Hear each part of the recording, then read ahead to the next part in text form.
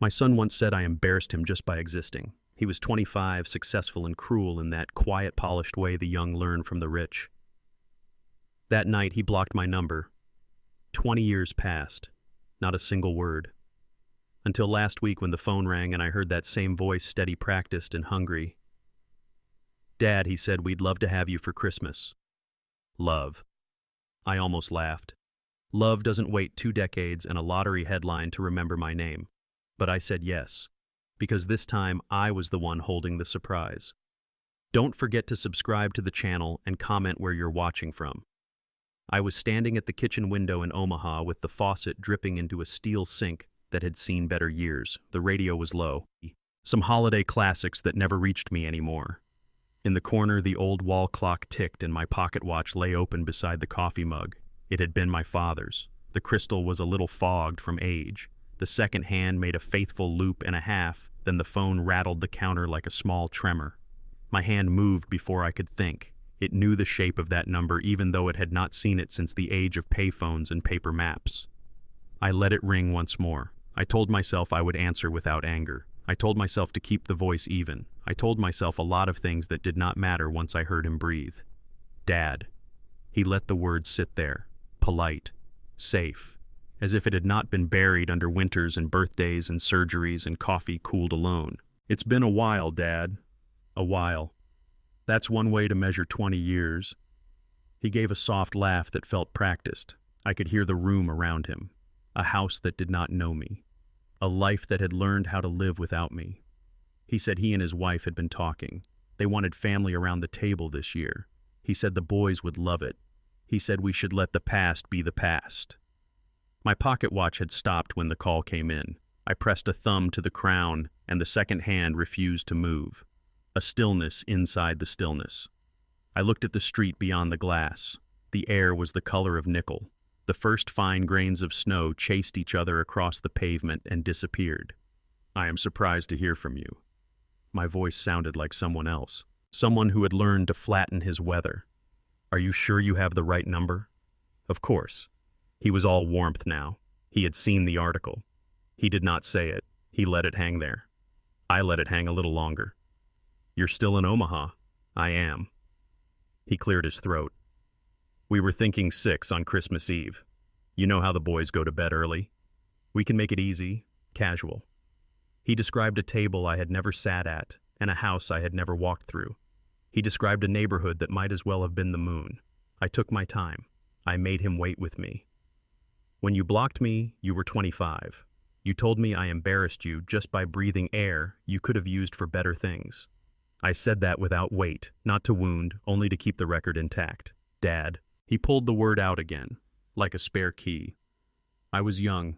Things were complicated. We have all grown since then." I watched the window for a long moment. A neighbor's porch light blinked on. It drew a brief halo around the flakes that had gathered the courage to fall. The radio switched to another song. A choir somewhere far away told me to rejoice. My watch face reflected the kitchen light in a small coin of dull silver. "I am glad you called." I said it softly. "Tell me your address. I will bring something to the table." He sounded relieved in a way that told me he had been afraid. As he rattled off the street and number, I pictured the headline he had seen and then told myself not to picture it. I told myself to remember the man I had become without their applause. I repeated the address back to him and wrote it down. My handwriting was slower than it used to be. The letters sat neatly and patiently. "I am looking forward to it." He said it like a salesman who has learned the shape of sincerity. He paused. I heard the room again. I heard a television at low volume and a cupboard door closing. I heard someone whisper and then stop. I kept my voice steady. "I have been keeping to myself.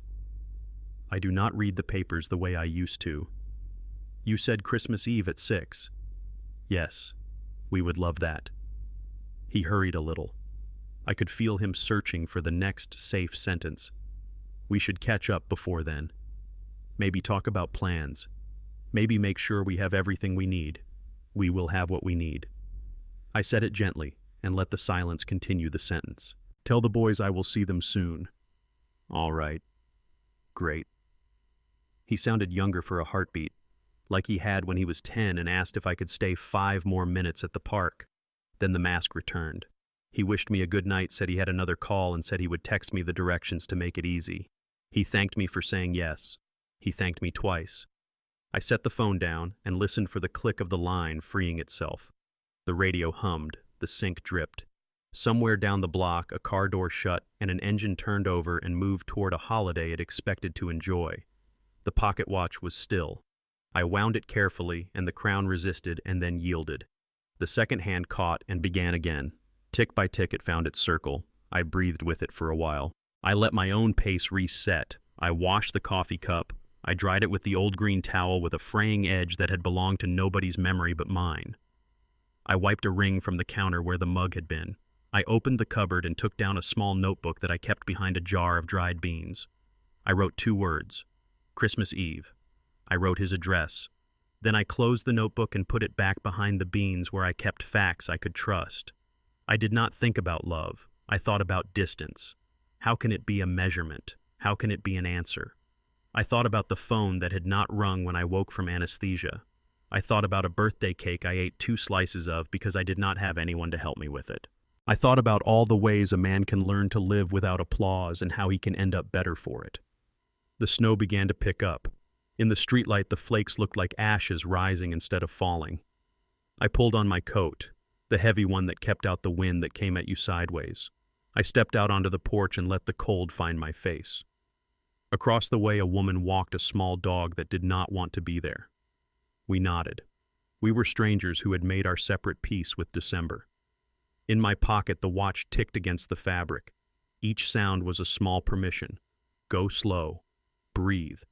Do not try to fix what you never wanted fixing. Do not run toward what runs only when it smells money.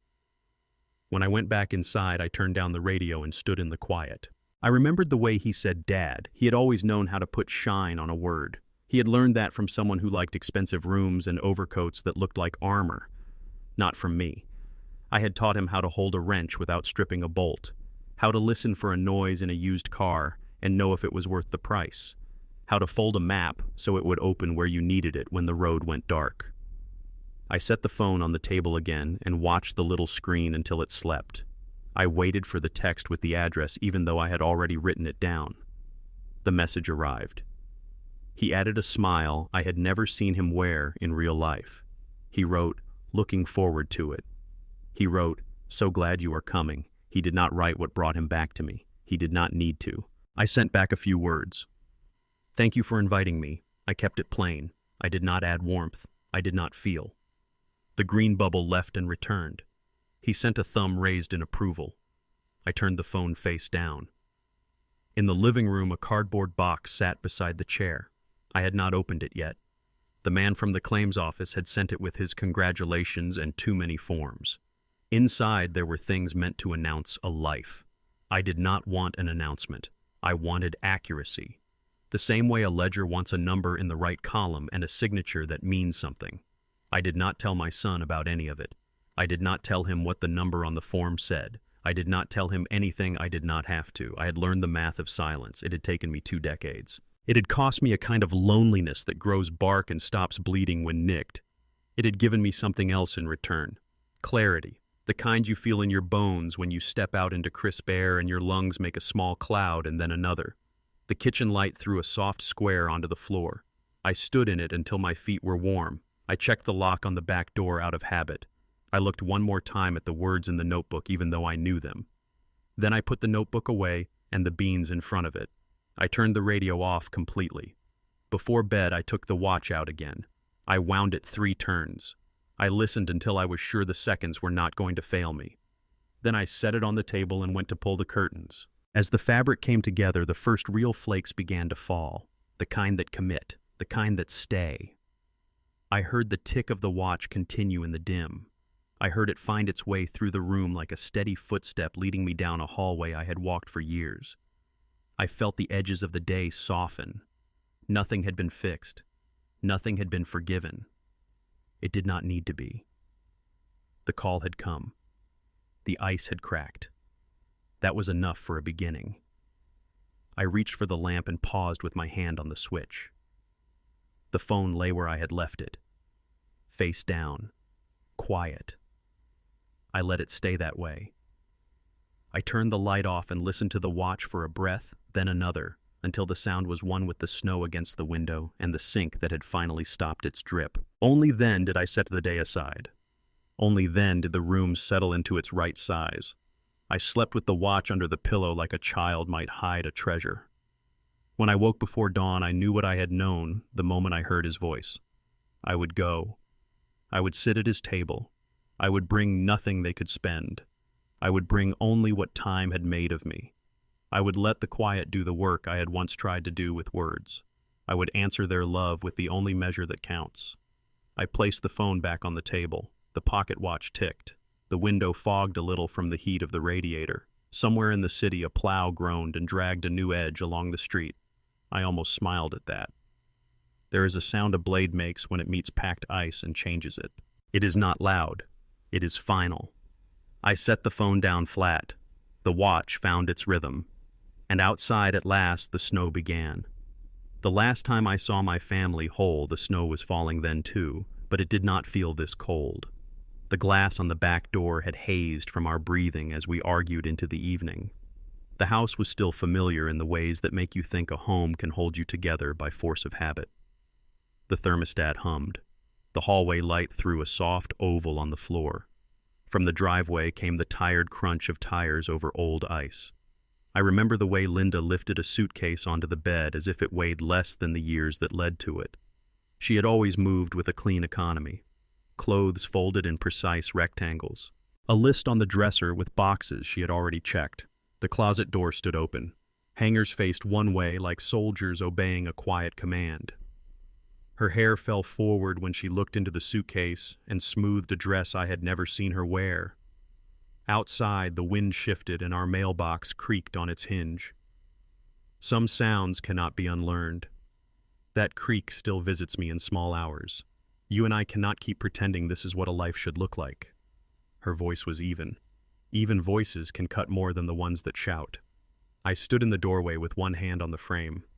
My palm knew the patch of paint there that had dried slightly rough the summer we rushed a job and told ourselves no one would notice. Maybe no one would. Not for a while. What is it that you want me to say? I was not helpless, but I was tired of hearing my own arguments taper into the air. I had been an accountant long enough to know when a statement no longer balanced. There is a point where another line item only adds noise. She looked up at me then. There was no hatred in it, which in a way was worse. Indifference is the end of a ledger. I want you to admit you cannot give Evan what he needs. Evan was upstairs at his desk, pretending to study. Young men learn to tune a household the way a mechanic listens to an engine. He could hear the pitch of things changing from 3 rooms away and still hold a pencil and draw a straight line as if the paper might carry him through. He needs a father who wins. She set a pair of red heels into the suitcase with a soft thud. She fastened the straps and tied a scarf that still smelled like a store. I knew that smell. I had walked behind it at department store counters and watched a clerk wrap a box with ribbon while Linda studied her reflection in a mirror propped against a rack of coats. She did not want more mirrors. She wanted what the mirrors promised. He will, just not the way you think. The sentence left me before I waited. I did not raise my voice. The house would not have listened. She smiled without softness, a measured, pitying curve that did not reach her eyes. Ray. She used the name like a term of service. Dean can open doors you cannot. We are not children. We cannot build a life on thrift and patience. Dean Marshall had shaken my hand 3 months earlier in a conference room that smelled like old coffee and drywall. He wore suits that made you second-guess your own measurements. He spoke as if every plan unfolded exactly on time, exactly as written. He told jokes that required a certain amount of money to be funny. He was a client then. He became a friend to Linda at a speed that outpaced my suspicion. Not all closeness announces itself. Some of it is a method. Dean is not your exit, I said. But the words sounded like a man standing in a tide telling the water to reconsider its schedule. She kept packing. She placed a photograph face down as if it had done something wrong. It was one of those family pictures with a hay bale and a fence behind us, as if we were the kind of people who looked natural around hay. Evan's mouth was half open and a smile caught between boy and man. My hand was on his shoulder. You keep your hand there for as long as the sun lets you. Why Dean? I asked it because questions stave off endings for a few breaths. They are not medicine. They are delayed. Because he knows how to win a room without apologizing for it. Because he is not afraid to be seen. Because people return his calls. Because I am done making do. She zipped the suitcase. The sound bit the air and held. When she said it, she looked at the window and not at me, as if the glass could confirm her choice, as if the wind could sign a document. She had come to resent the carefulness in me, the way I made lists and checked balances and paused before buying a new jacket. I had not known that pause would become a counting of years. Evan came to the doorway then. He stood at my shoulder until he saw what was on the bed. He did not ask where we were going. He did not ask why his mother needed a suitcase for a conversation.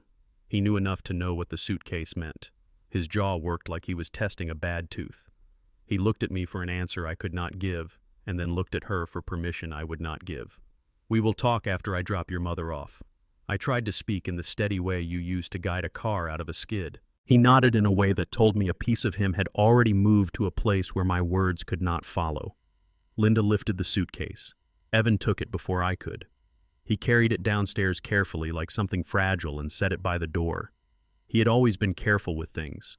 He was less careful with people once he learned how quickly a crowd rewards the correct posture. He looked at me then, and that look was a door that closed without a sound. On the porch, the winter was polite. The sky did not threaten. Snow feathered down as if someone somewhere had turned down a dimmer. The car started on the first try. That felt like a betrayal, too. We drove in a world that had the decency to be quiet. Linda watched the road with the precision of a surgeon. She did not reach for the radio. She did not break the silence with the weather. He asked me to come with him. She said it like she was mentioning a change in a meeting agenda. He thinks there is potential if we present ourselves together. He thinks we can be more than what we pretended to be here. I kept my hands at 10 and 2. I took the turn to the part of town where offices have glass names and nobody parks crooked. He is my client. The word felt thin compared to what it tried to cover. He was your client. She drew a breath as if preparing to descend into deep water. He is my choice. In the parking lot, the sodium lights made a false daylight. I stopped the car but did not turn off the engine. She looked at me finally, and there was no hate there. There was certainty. That is a colder thing. Do you want my blessing? I asked it without malice. I want you to stop making me feel small for wanting more than just enough. She opened the door and lifted the suitcase by herself. For a moment she paused and looked back into the car. You will be fine. You have your numbers. I have my son. The words left me like an old habit. She did not answer. The door shut. The sound was precise, a kind of punctuation the universe recognizes. On the drive home, I did not cry. I did not talk to the dark. I let the road pull me where it always pulls you when you have nowhere else to go. Back to the kitchen. Back to the chair by the window. Back to a coat on a hook that had not asked to carry this much history. I took that coat down. It was thick brown and a little frayed at the cuffs. I set it on the table and smoothed the sleeves flat. I folded one side over the other and pressed the seam with my palm. I folded the bottom up and pressed again. I made it into a square that could fit on a shelf like a statement of account squared at last. I did it slowly. I did it once. I did not do it again. I placed the folded coat on the top shelf of the closet and closed the door. It was not a surrender. It was a mark. You leave tokens for the man you will be tomorrow, so he can locate you in the wreckage. Upstairs, Evan's door creaked. He came halfway down and sat on the top step like he used to when he was small and wanted to listen to adult talk without being seen. I do not know how long he watched me in the kitchen. I know that when I finally looked up, his face had arranged itself into a shape that would become permanent. He spoke without raising his voice. I think I am going to stay with Mom for a while. She has friends who can help me get into a better program. I do not remember what I said first. I remember what I said last. You do not have to choose between rooms to choose the right things. He stared at me like I was trying to sell him a used car with a problem I would not name. 2 days later, the living room held boxes. A man with the kind of smile that never reaches the eyes handed me a stack of papers with yellow flags that told me where to put my name. He spoke to me as if I were a temporary inconvenience. His tie had a pattern so tight you had to step too close to see it. I did not step close. I read each line. I circled dates. I moved a clause with a pen. He sighed. He said the word standard. I said the word unacceptable. He left to make a call and came back with a new document that fixed the thing that would have broken a year later. When we came to the line that said custody, the room shrank. The word is a fiction at 18. You cannot keep what is already walking away. Linda watched me and did not gloat. That almost felt like kindness. Evan did not attend the signing. That felt like logic. Somewhere outside, a truck downshifted and the sound rolled through the windows like thunder. You do not have to fear. Dean sent a note through his assistant. It said he looked forward to a smooth transition. I ran a finger under the envelope to keep from tearing the paper. The blade on the letter opener flashed and went dull again. I held the card in my hand until the edges warmed. Then I set it under the leg of a wobbly end table because it did one thing well, and I did not need it for anything else. When we reached the last page, the man with the smile tapped the space where I should place my signature.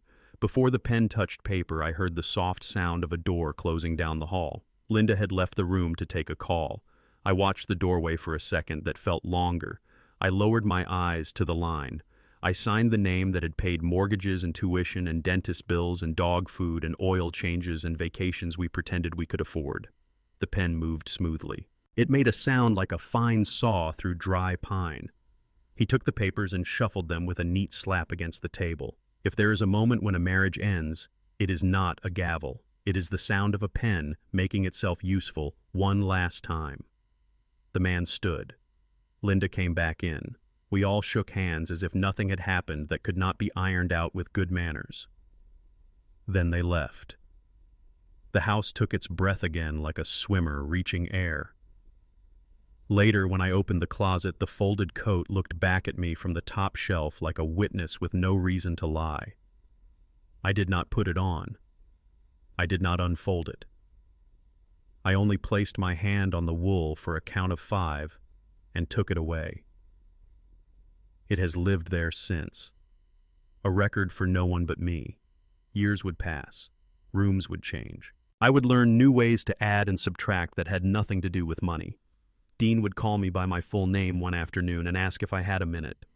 He would put a folder on my table and push it toward me the way a man offers you a tool only when he knows you will use it without cutting yourself. But that belonged to another chapter of the same arithmetic. On that winter day, all I owned was a signature, a coat folded to the size of truth, and the quiet knowledge that time does not take sides. It keeps score. I turned off the light in the living room. The doorway to the hall held a thin line of brightness from the kitchen. I walked toward it. I reached out. I pressed the switch. The click was soft and final. In the dark, the sound of a pen from earlier seemed to echo for a beat, then fade. I listened to that fading the way you listen to the last note of a song you did not expect to love. Then I went to the sink, washed my hands, and stood until the water ran clear. When I stopped counting losses, I started counting possibilities. It did not happen in a flash. It happened the way frost recedes from a windshield when the engine has been running long enough. At first you still see the blur and the breath on the glass. Then a small, clear oval opens. Then you have a view. In those first months, I built a life out of quiet repetitions. I woke before the sun and let the kettle sing once. I drank coffee from the same chipped mug and spread a sheet of grid paper on the kitchen table. What I planned could have lived inside a spreadsheet on a screen, and eventually it would, but I needed the drag of a pencil to feel the math become real. A drop of coffee slipped from the mug one morning and left a brown thumbprint near the column where I wrote cap rate and vacancy and reserves. I did not blot it. It stayed like a small bruise on the clean geometry. The stain kept me honest. It said this plan was not a theory. It was a life you could spill on.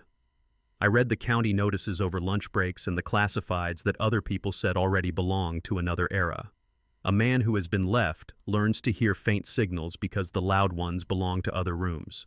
I took notes on yellow paper and folded them into my pocket like small maps. I drove to see what numbers looked like in the cold. A sagging porch is better understood when you touch the rail and feel the looseness. You can see whether a wall has good bones when your palm hears the truth beneath the paint. One winter afternoon, I sat across from a banker whose glasses had a permanent smudge, as if hope kept breathing on them. He slid the application back toward me. "The downturn has people cautious, Mr. Cole." He said the word downturn like a weatherman who has delivered the same forecast for too many nights. I nodded. He tapped my employment line with a pen and asked why he should believe a careful accountant wanted to swing a hammer. I told him I did not want to swing a hammer forever.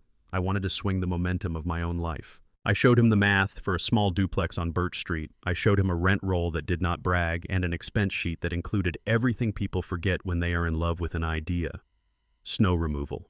A new flue liner. 2 windows that would fog no matter what anyone promised. He looked at the coffee stain and then at my hands. He pushed the paper back to me and said he would try to see it the way I did. I drove to the duplex and walked the perimeter with a contractor named Walt, who could identify wood rot by smell and had a laugh like a small engine that catches on the second pull. He told me what I should tear out and what I should leave. He told me a thing people do with basements when they are tired of looking at water. They paint it gray and call it dry. We both laughed. He wrote a number on the back of a receipt and I ran the math and he watched my face. We shook hands when the numbers made a sound like a bolt seating into place. The closing required more paper than seemed necessary for 2 units that smelled like old onions and winter. I signed and did not look for permission. The keys were bigger than they had to be. They jingled like the start of something back when you were a boy and the first bicycle chain slides into motion. I drove to Birch Street and stood in the center of the front room. The air was raw wood and dust. The furnace coughed to life. I scraped paint from a window while football played low on a radio because tradition likes company. Work became a liturgy. After my day at the office, I changed clothes and drove with a toolbox that had been my father's. I learned how to float compound along a seam and not create a ridge that would accuse me every time the light moved. I replaced 2 cracked outlets, and then I replaced a third that did not need replacing because I wanted to see if my hands could do the same thing again and do it better. Halfway through a Saturday night, I found myself staring at a length of copper pipe with a tiny bead of water trembling on its lip like a secret. I tightened a compression fitting and the bead disappeared. I laughed to the empty room and nobody needed to hear me for it to count.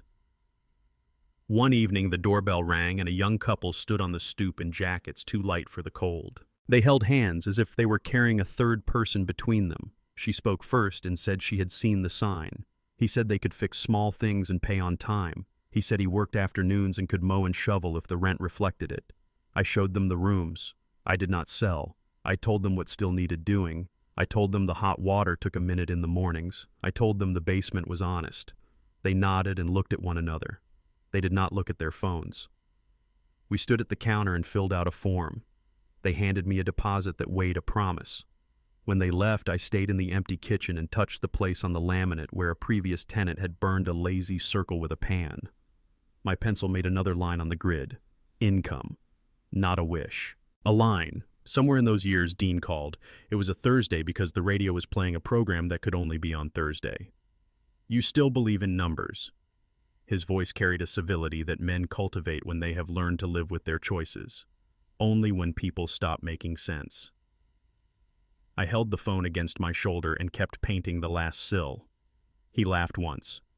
The laugh said he understood, and that he also understood what was owed and what could never be repaid. He told me about a city auction that most people were ignoring because the flyer looked like it had been made on a machine from the last century. He said a storage building with a cracked cinder wall could be had if a man showed up with a cashier's check and was not distracted by the fact that nobody else wanted to stand in a drafty room on a weekday afternoon. I thanked him. He said the word "take care," and we both let the silence stand where apology might have ruined the structure. The auction was a masterclass in how little it takes to be brave when everyone has decided not to show up. The man with the gavel cleared his throat and read from a sheet with one corner bent. I bid once. A man in a hat bid twice. I bid a third time. The man looked at his shoes. The gavel fell. The sound was not loud. It was final.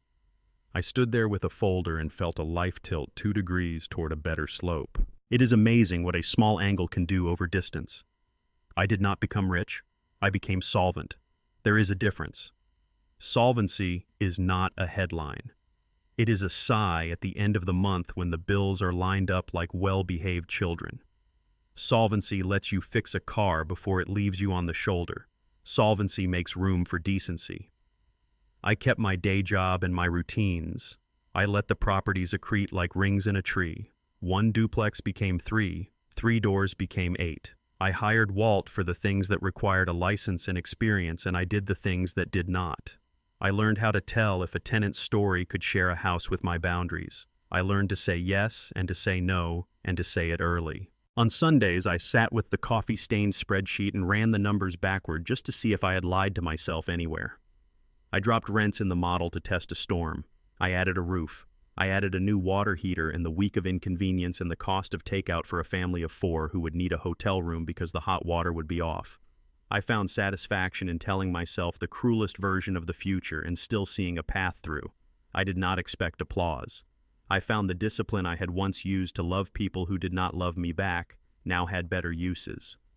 One spring 2 years in, I drove past Birch Street at dusk. The young couple had painted the porch rails white. They had planted 3 small hostas in the dirt by the steps. An older sedan sat at the curb, and a boy with a plastic bat swung at the air as if the air were a worthy opponent. I slowed and did not stop. They did not need to see me. It was enough to watch someone else feel at home in a place I had made upright. Another season and another address. A house on Grant with a roof that sighed when you looked at it. A single garage door that would never be true again no matter how many times you adjusted the tracks. A kitchen that had survived 3 different cabinets and still did the job. I kept collecting rooms the way other men collect headlines. When I passed a mirror, I did not stop. I was busy. The mirror did not mind. There was a night when my phone vibrated on the counter and I did not know the number. The voice said a name and asked if I was the owner of the house on Birch Street. I said yes. The voice said a process server might need access to the front porch on short notice one day, and would I mind if they left an envelope inside the screen door after confirming identity. I felt a shifting that old men feel in their knees when the weather changes. I said, "Why this house?" The voice read an address and a name I knew like a scar. Evan Cole had used the unit as a mailing address for a project he said would change the way small businesses bought software. I thanked the voice and said the porch would be unlocked if the law required an unlocked porch. After we hung up, I stood in the dark kitchen and listened to the refrigerator settle. I rested a hand on the coffee-stained sheet and did not move it. Time has its sense of irony. It is not a sense of humor. None of that happened yet. It would happen in its hour. In these years, the math was still about lumber and patience and a stack of checks that arrived on the first weekend of every month with the occasional note about a leaky trap or a child who had learned to flush toys. I kept going. I bought a small notebook that fit my jacket and wrote down every date a filter was replaced, and every time a stranger told me a story that did not add up. I learned to look for the things people try to hide by becoming too charming. I learned my own tells, and I made them smaller. One morning I sat at the table and opened a folder that had grown thick. I printed a summary of what I owned and what it owed and what it paid me for the work I had done. The printer made that soft ratcheting sound like a careful animal at the edge of a field. The wall clock answered with its steady answer. I laid the fresh pages next to the coffee stain and saw how the two looked together. The present beside the past. The tidy columns beside the smudge that said a hand held a cup on a cold day and kept going. In the middle of that ordinary music, the radio in the other room broke into itself. A presenter announced last night's drawing. Numbers read like a new language. A location. A station clerk who had sold a ticket and taken a photograph with a grin that would become regional folklore by noon. Then a phrase floated into my kitchen with the ease of a paper plane landing on a desk. Local man wins $18 million. I did not stand. I did not whoop or call a person who would remember what I said. I reached for the watch in my pocket and pressed my thumb against the crown to feel the small machinery speak. The seconds told me what they always tell you. Count only what matters. Count it slowly. The printer finished its page. The clock kept its circle. I stacked the paper and slid it into the folder. I let the radio keep talking to an empty room while I washed the mug and set it in the rack. The coffee stain dried on the spreadsheet the way it had dried the first time. Some marks you keep not to remember pain, but to remember where you began. Solvency had made me steady. The news would make other people loud. I wiped the counter, found the notebook, and wrote one small line that said, "Do not change the math that works." Then I closed it and listened to the printer cool and the clock say yes. Manipulation always sounds polite at first. The old phone on my kitchen table purred once. then settled into that steady ring that makes you believe you have time to decide who you are. I glanced at the pocket watch beside it, the lid open like a small silver moon. The second hand made clean work of the circle. I picked up the receiver and kept my voice even. "Hello? Raymond?" Linda's tone wore a smile the same way a store mannequin wears a scarf. Comfortable, decorative, not meant to be tested by the weather. "I hope I am not calling at a bad time." "There are no bad times for the past," I said. "Only different rooms." She laughed lightly as if we were trading clever lines at a party. "I will get to it. He just needs a little help. So do gamblers." A pause long enough to count to 3. "You always did go straight to the sharp part," she said, still friendly. "It is not like that. It is just a rough patch with the business. He has talent. He just needs a runway. You remember how Evan is when he believes in something?" "I do. I remember the way belief looks when it is wearing someone else's coat." "What exactly are you asking? I am not asking for myself. You know that." Her voice softened. Practiced humility draped over certainty. "I am asking for our son. We are talking about keeping his team together through Q1. Morale, optics, that sort of thing. If things stabilize, investors return. If they return, everything rebounds. A bridge is all this is." The pocket watch's second hand swept past 12 steady. I rested my finger on its edge and felt the faint tick like a small animal's heartbeat. How much is a bridge these days? 200 would let him breathe. She delivered the number like a weather report. Unavoidable, not personal. If it could be closer to 3, we would not say no. He will make it right. You know he keeps his promises. "I know what he kept," I said, and then let the sentence hang unfinished like a coat left on the back of a chair no one sits in. "Where is he now?" "With me," she said, and I heard the soft sigh of a door closing at her end. The hum of a television turned low, a glass set on a table without a coaster. "We have been talking through scenarios. He did not want to call you. He thinks you would not understand the pressures of growth." "I understand the pressures of people who spend other people's money," I said. "Does he know you called?" "Of course," she said, polite surprise. "We are a family." "You left out that word for 20 winners," I said, and made sure there was no heat in it. "I prefer accuracy to drama. You are calling because you read the paper. I do not spend my mornings with headlines. You know that." Her indignation was airy, deniable. "A friend mentioned you had some good news. We were happy for you, truly. I let the desk clock count 2 seconds. "Tell me the plan, Linda. Not the adjectives, not the music. The plan." "He pivots the product. He buys 3 months. He secures a lead investor. That is all." She sounded proud of the neatness. She sounded like a person who believes time can be budgeted like groceries. I let a breath go slowly. "I do not read the papers," I said. "I do not follow markets as if they owe me a favor. I like plans that survive daylight." "What is the collateral?" Silence sharpened. "You can be so unromantic about support, Raymond." "Support looks better in the daylight when it is written down," I said. "You said 200. Then you said 3. What is the number?" "Let me talk with him," she said. The smile back in place, warmed by the idea of a better number. "I will call you right back." I set the receiver down without hurry. The phone gave a small click that sounded like a clean incision. I watched the watch tick.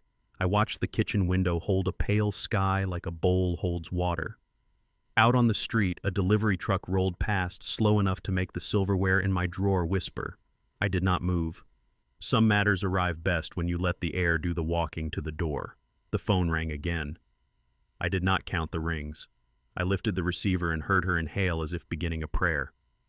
"Thank you for waiting, Raymond." We spoke. "He thinks 200 would be a patch. He needs to do this right. He says 4 would give the right signal, that we are serious." Optics. You know how investors read the tea leaves.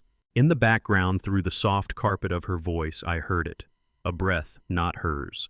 A whisper shaped to slip under a closed door. "Ask for more." I did not blink.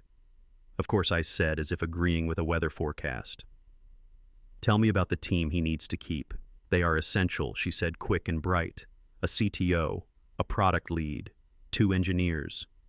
He promised them stability. He just needs to prove we are all behind him." We. I traced the small dent in the table where a dropped wrench had made itself permanent a decade ago. Do any of those titles return phone calls from the people he owes? Do they drive to see the folks who put their savings in his story? Do they shovel the steps for tenants so a slip does not become a lawsuit? Do they call women who donated to a cause and tell them the truth? Raymond. She said my name like it was a heavy thing I should put down. This is not fair. He is trying to fix something. He is willing to work. He is not asking for a gift. He is asking for a chance. He can have a chance, I said. He can have exactly as many chances as trust can carry. How will this for be repaid? From the next round, she said without pause. From growth, from revenue, from success. You have to believe. You of all people. I believe in gravity, I said. It never forgets what it is. Put Evan on the line. A rustle, a hand over the receiver, the soft sound of a voice moving away. Then his breathing. He did not say hello. He did not say dad. He started talking numbers as if we had been in a meeting together the whole time. He talked about runway and burn and runway again. He used a tone that knows how men in suits nod when they hear familiar nouns. He used the word family near the end as if it were a coupon. I let him finish. Then I asked a simple question. What did you tell the investors you lost? He hesitated. The silence was a small window into a room he preferred to keep dark. Markets turned. Enterprise sales slowed. He had the sentences ready in their case. He had rehearsed them in the mirror until they fit like a tailored shirt. Do the people whose money you spent know my phone number, I said. Or do they only know yours?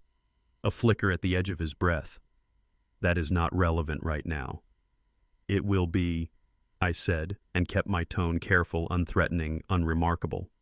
Tell me this. If I put money into your company, am I a father again or just another investor on a list? The line made a small, involuntary sound. A confession shaped like static. He recovered. You are my father. This is about family. A word people carry like a key fob, I thought, always on the table when they are trying to start something. In the quiet, I could hear him turn from the phone, could hear the whisper return like a draft under a door. Ask for more. That is enough for now, I said before he found the next number. Put your mother back on. Linda's voice arrived politely, the smile restored to factory settings. So, what do you think? We would be grateful for anything you feel comfortable doing. I am comfortable with information, I said. Send me the cap table. Send me the debt. Send me the notes you signed and the rates attached. Send me the lease, the payroll, the backlog, and the invoices not paid. Then we can discuss comfort. There was a beat. Then the smallest crack in the porcelain. Raymond, why do you have to make this so transactional? Because that is what this is, I said and kept my voice from hardening. Love would have called when I woke from surgery. Love would have sent a card that came back unopened because the address was wrong and called again until it was right. This is a transaction. Transactions need numbers. You have changed, she said softly. No, I said. I have stayed long enough with myself to hear the difference between hunger and need. Send the documents. We will, she said after a moment, the warmth cooling to room temperature. We will send what we can. It might take a day. Take your time, I said. Then I added the smallest blade wrapped in courtesy. And Linda, do not call anyone on my behalf. Do not promise anything in my name. If anyone is to be helped, we will all be clear who is helping and why. I could hear it land, a light thud in the bone. She exhaled, smoothed her voice again, thanked me for hearing her out, and said she knew where my heart was even if I pretended otherwise. Then she tried on one last ribbon. You will come for Christmas, of course. I will, I said. And there was no decoration on it. We ended the call together, a mutual release. The click made its neat incision in the quiet. I set the receiver down with the phone still warm against my palm. The watch ticked on. The second hand gave no opinion. The house accepted the sound and made room for it. Snow began to feather against the screen, a fine powder that found the small places. I stood by the sink and watched it gather along the sill like a white underline that did not need to be read aloud. I did not turn on the radio. I did not pour more coffee. I opened the drawer, took out the notebook I kept behind the rubber bands and wrote one line.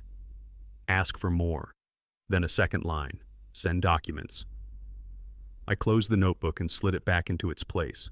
The phone sat beside the watch, two quiet instruments waiting for the next test of character. In the hallway, the furnace breathed once and settled. Outside, the street took its new color without complaint. I rested my hand on the edge of the table. When I lifted it, there was no mark. Some pressures leave nothing you can point at, only decisions. I walked to the window and watched the snow until it stopped pretending it might change its mind. Then I turned from the glass and let the room return to its right size. The phone did not ring. The watch did not falter. I waited with both of them. I waited as if patience were a tool you could lay on the table and sharpen. Nothing reveals the truth faster than losing money. I did not come to that sentence by reading a book about markets. I came to it the slow way by watching how people change when they think a well has gone dry. In the morning, I decided to test my son. I poured coffee and watched the steam rise as if it were a thought leaving the cup. The kitchen had the clean quiet of a room that remembers your habits. Chair in the same place, mug to the right of the radio, notebook behind the jar of beans. I let the steam touch my face. Then I picked up the phone. He answered on the second ring. His voice was brisk and bright, ready for a day that would obey him. He greeted me as if our last talk had ended 5 minutes ago. He asked how I slept and whether the roads in Omaha were clear. I kept my reply soft. I asked if he had a minute. He said he did. I told him I had made a mistake. The word did not taste like defeat. It tasted like an instrument warmed before a long song. I said I had listened to the wrong people. I said I had moved more than I should have into something that was supposed to be safe. I said the market had turned and I had been slow to see it. I said the number did not matter as much as the fact that the foundation beneath it no longer felt solid. I kept my voice steady and let fatigue do the work I could not. He went quiet for one beat. Then he found a tone that could be filed under concern without the burden of feeling. He told me these things happen. He told me volatility is temporary. He said a good plan survives a storm. He asked me what allocation was left. He asked if any of it was liquid. He did not ask if I was all right. I told him there was enough for groceries and heat. I told him I could keep the lights on. I said I would not be making any big decisions for a while. He cleared his throat. The cheer in his voice lifted like a bird leaving a field when a truck backfires. He told me he was sorry to hear it. He told me he was about to jump on a call. He told me he would follow up about Christmas. I let the quiet sit. People tell you more than they mean to if you set the table and then remove the plates. He filled the space with words that looked like furniture but were air. He said they were juggling some changes. He said hosting might be complicated. He said the boys were sick off and on. He said the house was not guest ready. He said he would hate for me to feel uncomfortable. I heard the sentence before he said it. It arrived with the confidence of a thing practiced in a mirror. Maybe next year, Dad. You need time. I have had 20 years. That landed between us like a coin in a jar. It made a small sound that traveled farther than you would think. He did not ask which 20 I meant. He knew. He retreated to a place where the air is thin and words cannot breathe. He told me he would call in a week. He told me he was proud of me for being honest. He thanked me for understanding. Then he said, "Take care," and hung up before I could return the courtesy.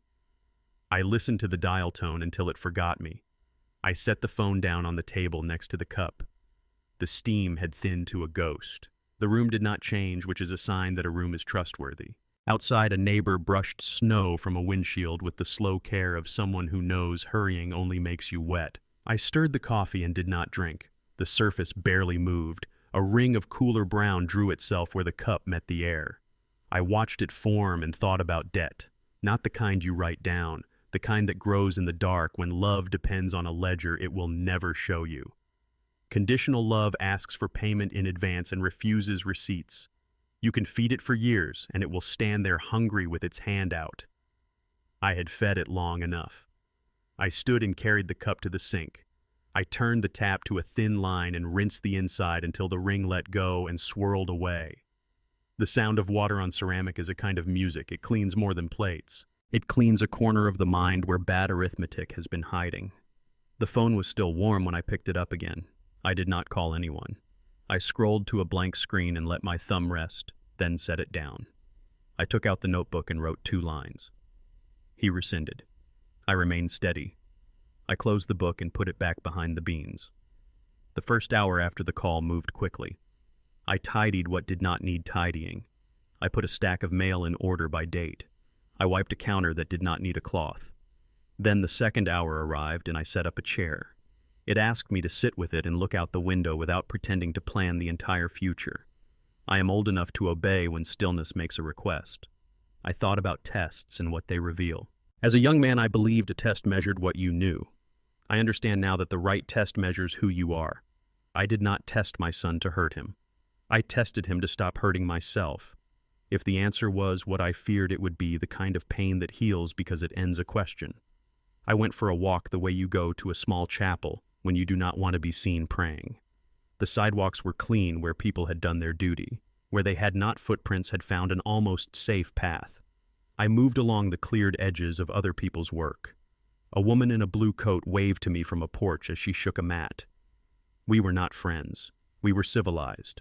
Sometimes that is enough. The grocery store had the smell of oranges and cardboard. I bought a loaf of bread I did not need because I wanted to support a baker whose hands leave flour on the register. The clerk asked if I had plans for the holiday. I said yes and left the answer at that. He wished me a good day and meant it. When I came home, the kitchen was the same, but I was not. The coffee cup sat clean on the rack. The table carried no cup ring. The phone lay face down. I turned it over and looked for a message that would explain what had just happened in some gentler language. There was nothing. I felt no surprise. Late afternoon found me at the table again with a pencil. I drew 2 columns on a fresh page. On the left, I wrote the things I could do without if I had to. On the right, I wrote the small forms of joy I would protect even if money left the room. On the left, I wrote a better car and the idea of a trip that requires too many guides. On the right, I wrote a library card and the ritual of oiling the hinges on a door that refuses to squeak. I wrote the smell of winter air when you open the window for 3 breaths and close it again. I wrote the sound of a ball game on the radio while you do something useful with your hands. The light shifted to that pre-evening color that makes the world tender for a minute. In that light, I remembered being young and believing the people I loved would always be in the kitchen when I came home. I let the memory stand without asking it to make me feel anything on command. I have learned that memories behave better when you refuse to chase them. The phone buzzed once, a text from Linda. Short. Checking in. Hope you are all right. I wrote back 2 words. Doing fine. I did not add punctuation that might be mistaken for warmth. She did not reply. I made a simple supper. Eggs and toast and an apple. The kind of meal that tells you what country you live in. After I ate, I washed the plate and listened to the water again. The sound had the same clean gravity as before. I dried the plate and set it in the cabinet by itself. I did not need a stack. I needed room. Evening came earlier than I expected. I turned on one lamp and let the rest of the house decide how bright it wanted to be. From the street, a neighbor's laugh floated through like a bird that got in by mistake and decided my rooms were safe. The laugh faded. The room stayed polite. I sat in the chair by the window without turning on the television. I did not want voices I had not invited. I looked out through the glass that had shown me so many weather changes and considered how the smallest decisions shape the largest rooms. For years I had treated love as if it were an account I could refill by trying harder. Today I understood that some accounts are counterfeit. They accept deposits and never pay interest. They swallow your best intentions and call it neutral. I am done making deposits in a place that never acknowledges what arrives. I thought of the coffee cooling earlier, the way it stopped giving off steam and then looked like a still pond that reflected the ceiling light. Some relationships do that. They look like water until you try to drink. What they give back is only themselves. It is not enough. The phone did not ring again. I was grateful. The silence let me hear other things. The hum of the refrigerator doing its work without fanfare. The faint wind along the siding. The gentle settling that houses do when the day changes its mind and becomes night. I stood and carried the empty cup to the table. I set it down in the same place it had been that morning. I watched the circle of porcelain touch wood. Nothing rose from it now. No steam, no scent. The cup had finished its part. So had I. I turned off the lamp and let a stripe of streetlight give the room a soft edge. Then I walked to the bedroom and closed the door. In the dark, the memory of the call did not sharpen. It softened around the edges like a photograph that has been thumbed too many times. I did not rehearse future words. I did not imagine triumph. I let one sentence take the last space available in my head before sleep. Conditional love is a debt I will not pay. After that, there was nothing left to decide. The night gathered itself, and I let it. I was not planning revenge, just a lesson with paperwork. The difference mattered to me. Revenge asks to be seen. A lesson does not care who is watching. That morning I cleared the table and laid out a legal pad, a packet of tabs and a folder with a brushed silver sheen I had bought years ago and never used. The room had a quiet that made work sound good. I drew 3 columns: law, money, air, and light. I would follow each strand until it touched the next. Law came first because paper opens doors that anger cannot. I listed what any citizen can learn without a password: company name, state registry, registered agent. I pulled the laptop closer and checked the Secretary of State's site. The filings had that thin confidence of forms filled out on the last day they could be. Dates. A mailing address that sent a small ache through me because it belonged to a place I paid taxes on. I wrote the address down without letting my hand shake. Then I found 3 names listed in a place where capital pretends to have a heart. Advisors. Angels. I copied the addresses that had not bothered to hide behind managing entities and left space for a 4th name I knew was out there because math announces its absences. Money next. Not amounts. Not yet. The shape of it. Where it came from. Where it went. I wrote the names of 3 vendors in a column because grief teaches you what a small business sees first when a promise goes bad. Payroll provider, cloud service, office landlord. If any of those were paid late, there would be a pattern a judge could read without a translator. I wrote the name of a venture firm that has a fondness for first-time founders who tell the story as if it has already happened. I sketched a timeline: raised, spent, pitched again. I added arrows where the story would try to jump. I circled the gaps. Air and light were my names for everything that is not illegal but does not survive daylight. Marketing that sells miracles when the product is cemented. Crowd donations that run on sentiment instead of facts. I was careful with this column. It is easy to see shadows if you want to. I set up a folder structure instead. Articles, screenshots, public posts that asked for help. I made a list of the questions a reporter asks when a story smells like perfume poured over rot, and I reminded myself to move slowly. Truth does not sprint. It holds a pace that outlasts people. The phone vibrated while I was labeling the tabs. I let it buzz twice before I answered. A voice from a number I knew too well, and not at all anymore, Dean Marshall. The man Linda had chosen when she wanted a different climate. His voice was measured and lower than it used to be. He asked if I had a minute. I told him I did. He said he had heard about Evan. He did not ask me to confirm. He said he had a stack of documents that needed a careful reader. I asked what kind of documents. He said contracts that sound better when the room is loud. He asked if I could meet or if the phone would do. We met because a table between 2 people can do what a signal cannot. The diner was half full. The waitress knew her job the way a carpenter knows a level. She set down coffee that tasted like honesty. Dean took off the gloves that looked more expensive than they needed to be and folded them together as if they were ashamed. He did not waste sentences.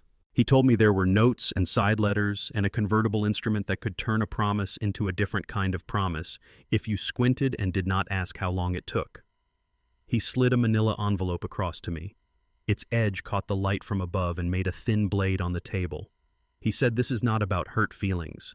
This is about consequences." Then with the faintest apology in his posture, he added that Linda did not know he had called me.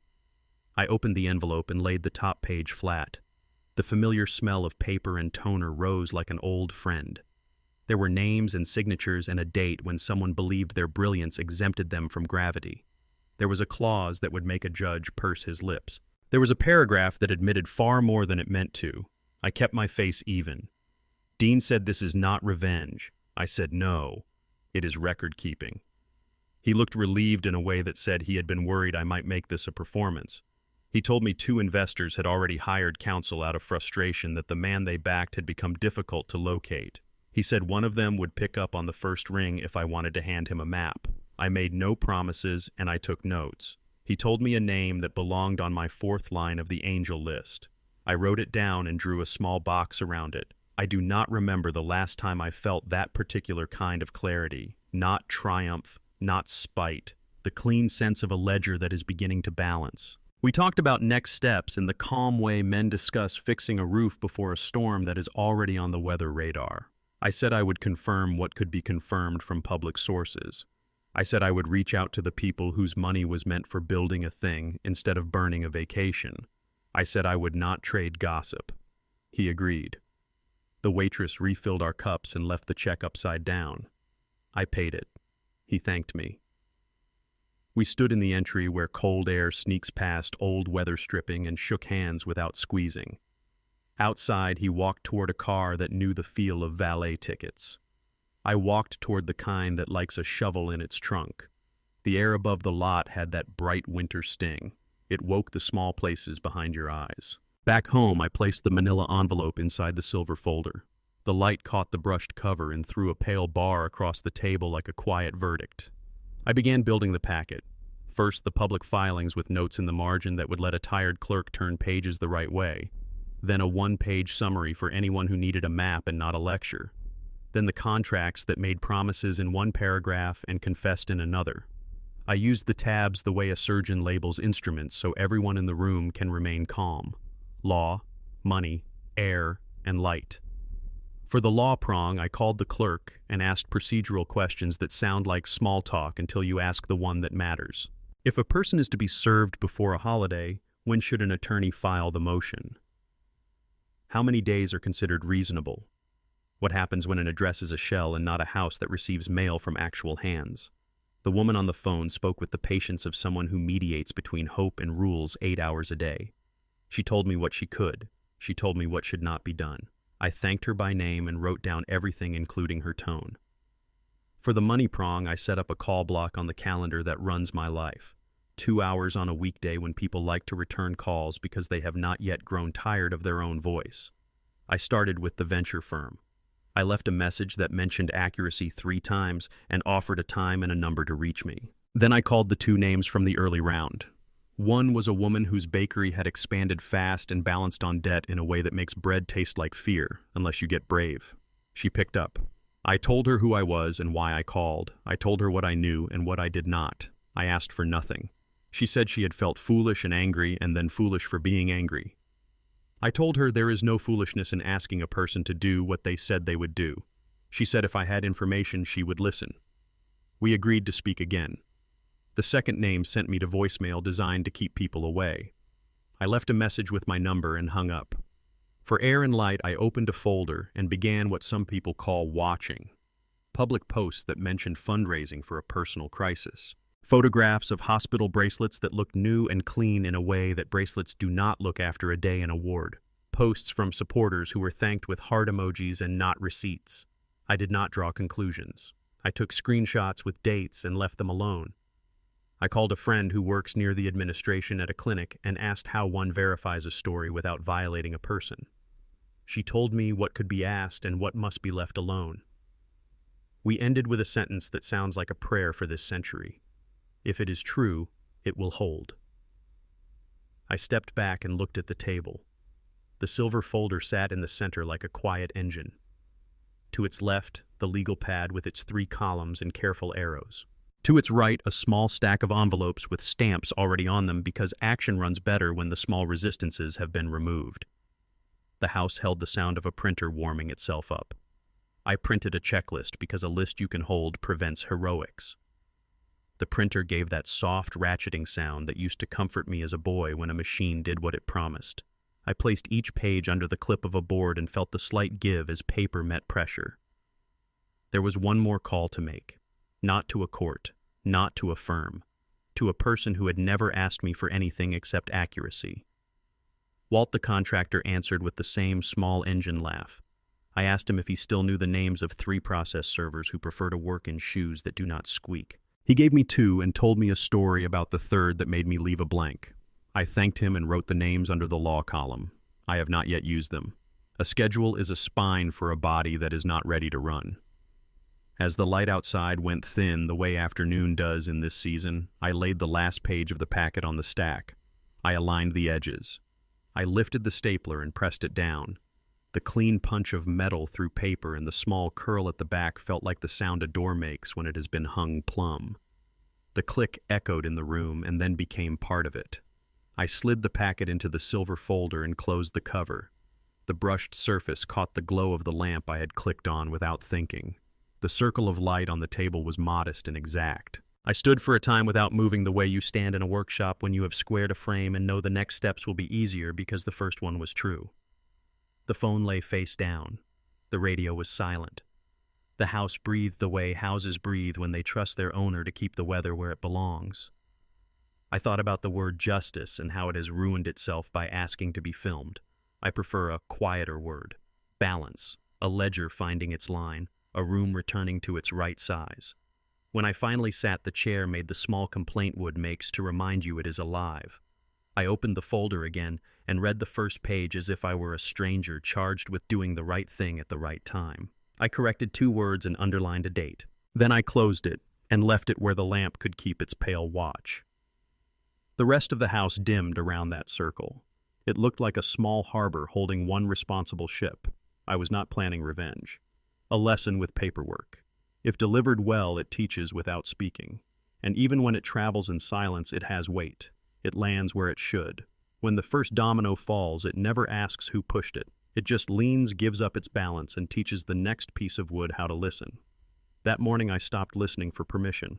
I kept it simple. 3 emails, 3 letters, 2 calls. The plan did not want the theater. It wanted a sequence. I sat where the light fell clean across the table and opened the packet I had built. I did not admire it. I put it to work. The first note went to a partner at a venture firm whose name I had written on the tab marked Law and Money. The subject line said, "Request for verification regarding use of funds." The body contained fewer than 100 words. Facts, filing dates, wire amounts that appeared in the documents Dean had handed me and reappeared in a bank line with a date that never should have touched a restaurant receipt. I attached the 1-page summary and 3 exhibits. I signed only with my first initial and a phone number that never leaves my pocket. I pressed send.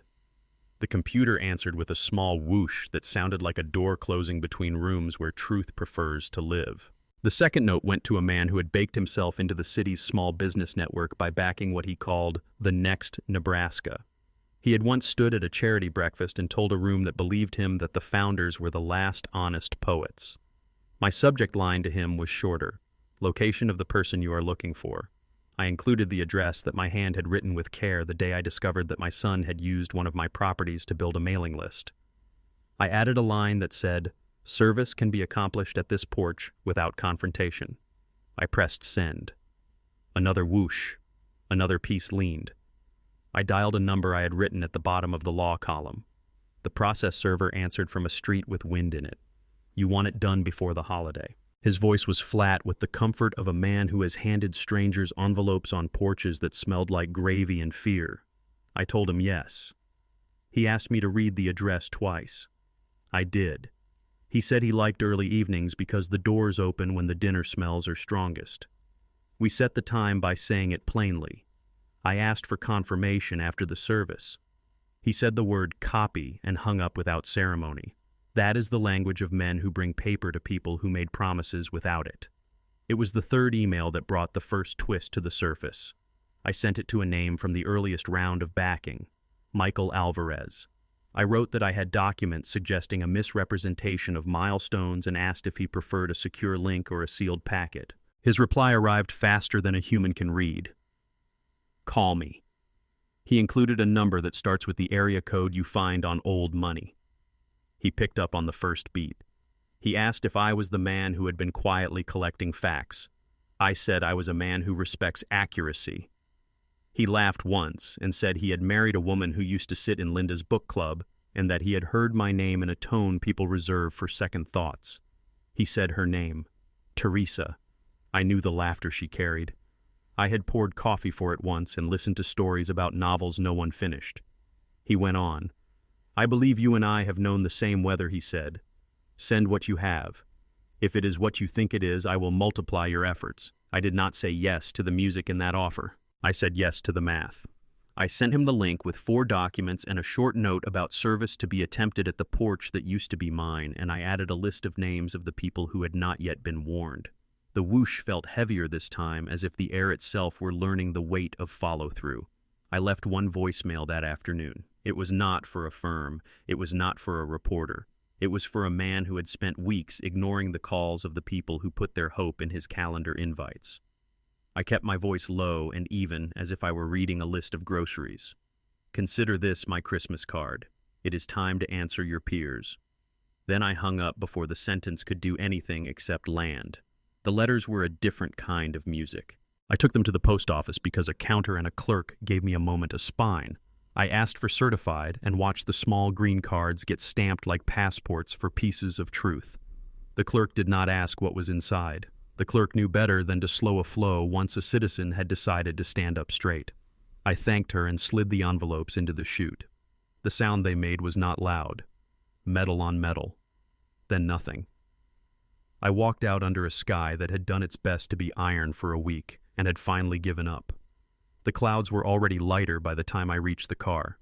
On the way home, I stopped outside a bakery that had changed owners twice in 5 years and finally found the right pair of hands. The bell at the door rang the same note it had when Evan was small enough to be lifted to see the trays. I bought a sourdough loaf that felt like a promise no one would break. The woman behind the counter asked if I wanted it sliced. I said the whole is best. She nodded like a person who knows a thing about integrity. Back at the table, I opened one more window. Not social media. A city station's tip line.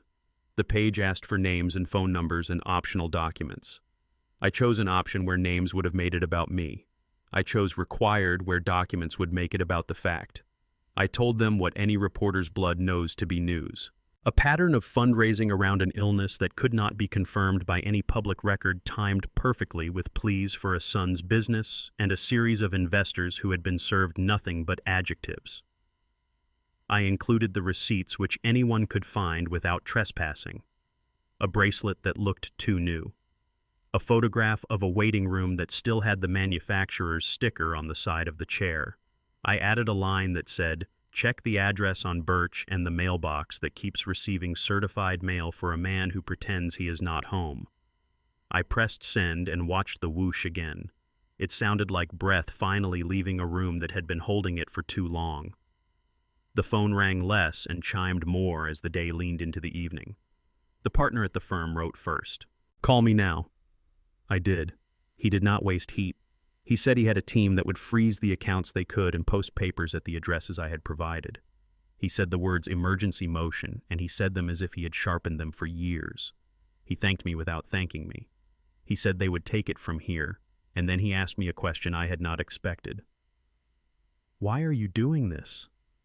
I said that balance is a better word than mercy in some seasons. He said I sounded like someone who had learned patience the hard way. He said good night as if he meant it. Michael Alvarez wrote next. The link is enough. He sent me a copy of a letter his counsel had drafted that used sentences like, "in reliance on and under penalty of an immediate injunctive relief." Then he sent a second email with one sentence of his own. "Teresa sends her regards and says you were always the steady one." I smiled and left the message unread so I would not accidentally reply with anything but a period. Near dusk, the process server texted a picture that did not show a face. It showed a tan envelope, a porch light, and a front door with a paint chip in the corner. The caption was 3 words. Service attempted, posted. Beneath it, another message. Second address tomorrow. He did not add applause. He did not need it. I sent a single word back. Received. I put on my coat and stepped out for air that had sharpened as the light drained. On our block, the lamps flickered into duty one by one as if the city had found a dimmer switch that understood gradual truth. Snow did not fall. It held itself in reserve, waiting for a better cue. I walked to the corner and back. A boy on a bicycle took the turn too fast and laughed when he corrected. A woman pulled a trash bin to the curb and waved without looking up. Familiar as the mercy cities give old men who mind their own paperwork. When I returned, the house had taken on that warm geometry evening makes. Rooms are rectangles and circles then. Tables become anchors. The phone chimed twice in quick succession. A reporter asked if I would speak on background. I said I would, and only to correct the record. We talked in careful words. I would not be quoted. The story would live or die on documents that carried their own weight. She respected that. She had the voice of a person who could hold a headline without dropping it. When we ended, she thanked me for staying calm. I told her calm is cheaper than rage and pays better over time. I did not open the radio or the television. I let the devices rest. In the lamp's circle, the silver folder threw back a soft ribbon of light that crossed my notes and ended at the edge of the table like a measured horizon. The sound of an email leaving the outbox whispered another whoosh from the machine. After that, the apartment settled into its small orchestra. The refrigerator hummed its one long note. The furnace answered with the low confidence of a baritone. A neighbor's door latched, and the air confirmed it had heard. I thought then about goodness and the forms it can take. People like the stories where forgiveness walks into a room with open arms and the camera passes through the embrace. But sometimes goodness is a man keeping his word to himself. Sometimes it is a list of names and the decency of a clerk who stamps green cards because the public has the right to move a case from memory into ink. Sometimes goodness is a quiet voice that leaves a message and does not flinch when it hears itself say the truth. When the first domino falls, it does not ask for credit. It falls, and the next one falls, and somewhere down the line, a room that thought it could stay crooked learns how to stand up. That night, I let the house go dim on purpose. I stood by the window and looked out at the street as the lamps drew halos on the pavement. The phone gave one last small chime from the table behind me. I did not turn to read it. The email had already flown. The whoosh had already done its work. Outside, the city held its breath and then let it go, and the light along the block learned a gentler color. Some families carve a turkey. Mine carved truth. The house on Timber Pine looked like a catalog page that had learned how to breathe. Warm bulbs along the roofline. An oversized wreath was pinned to a door that had been painted a fashionable blue. Through the front window, I saw glasses lifted and put down in a rhythm I recognized from rooms where appearances keep time. I stood on the mat and let the cold work on my face one last moment. Then I rang. Evan opened with a grin meant for portraits.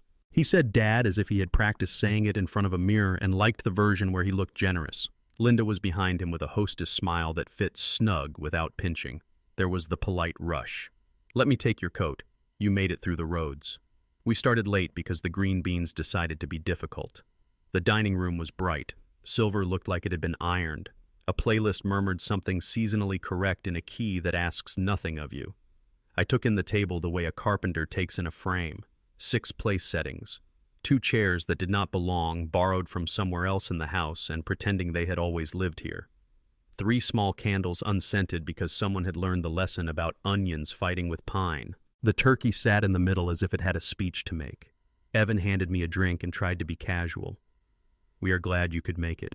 The boys are with their grandparents tonight. Easy bedtime. Fewer plates to juggle." I nodded. The glass was cold. The liquid inside did its best to be complex. I set it down after one careful sip. Dinner began like a show with a familiar script. Linda asked about Omaha and whether the city still did the lights in the old market the way they did when Evan was small. Evan talked about a new client who had said a sentence he liked. He told a story about a neighbor whose dog had taught itself to open the back gate. I let words pass around me and answered when a reply was required. I noticed the way Linda's eyes kept moving to my hands. She wanted to see if I had brought anything besides bread. I had brought only the kind of gift that hosts do not unwrap at the table. Carving began. Evan wielded the knife in a way that said he liked to be seen using tools, even if he would always set them down clean. He placed meat on plates with the ceremony of someone who had watched this in other homes and decided to replicate only the parts that photographed well. Linda poured wine and asked about music and whether I remembered a song we used to like. I remembered a different house and a radio that never tried to be impressive. I remembered a boy at a table learning how to butter bread without tearing it. I let the memory visit without letting it pitch a tent. Halfway through the plates, Linda's phone trembled on the buffet. She glanced and then glanced again, the second look longer than the first. She did not pick it up. She tried a sentence that needed both hands to hold. "How have you been sleeping, Raymond?" "Better lately," I said. "Air helps. Work helps. Routine helps." "Routine is underrated," she said, and almost convinced herself. Evan talked about resilience and a book someone had recommended. He He did not notice the small tremor that kept arriving on the buffet. It was a series of ripples now, not a wave, not yet. When the turkey had been reduced and the green beans had been praised in a way that felt like an apology for being green beans, Evan pushed his chair back and lifted a hand to the kitchen. Time for pie. He said the word pie like a man who was ready for the main event. He stood to clear plates, and I stood with him because habit makes men move in tandem when a room keeps pretending not to see the truth. As he reached for my plate, I checked the time the way a person checks the weather. I drew the pocket watch from my coat and pressed the lid. It opened clean. The hands met at 12 and 8. 8 o'clock exactly. The second hand found its mark and kept its promise. I met my own eyes in the small reflection of the crystal and put the watch back where it belonged. The knock arrived the way professionalism arrives. Measured, certain, not loud. It walked through the music and the conversation and set itself at the door until someone decided to be the person who opens. Evan frowned the way a host frowns when a delivery driver misreads a slip. He said he was coming. Linda's hand hovered over her phone and then fell to her side. I stayed where I was. The man on the step wore a dark coat and a hat that had seen weather. He stood square to the door and held a tan envelope the way a man holds a tool he knows well. He asked if he had the right house and the right name. He did not raise his voice.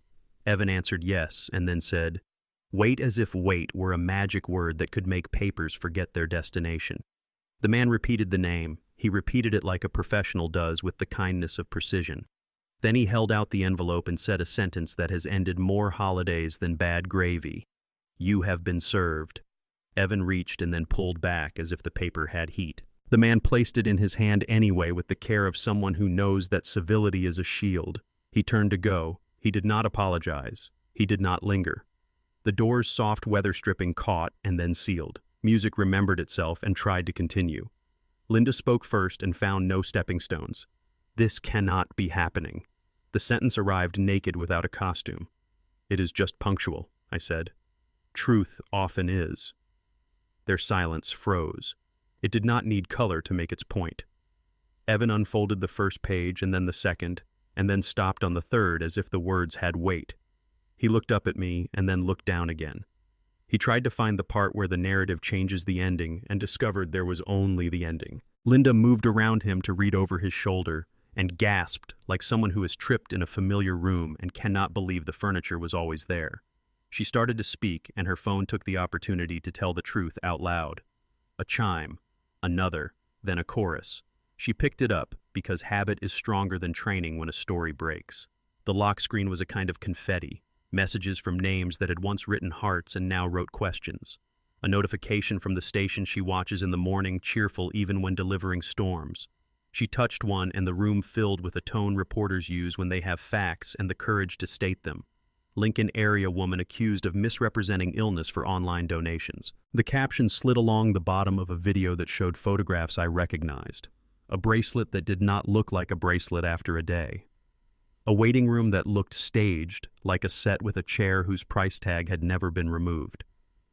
A screenshot of a request that had been shared 100 times by people who wanted to see themselves as generous. The anchor said a source had provided documents and dates. The anchor said questions remain. The anchor said authorities are reviewing. Linda fumbled with the volume. Her voice cracked once and then she forced it smooth.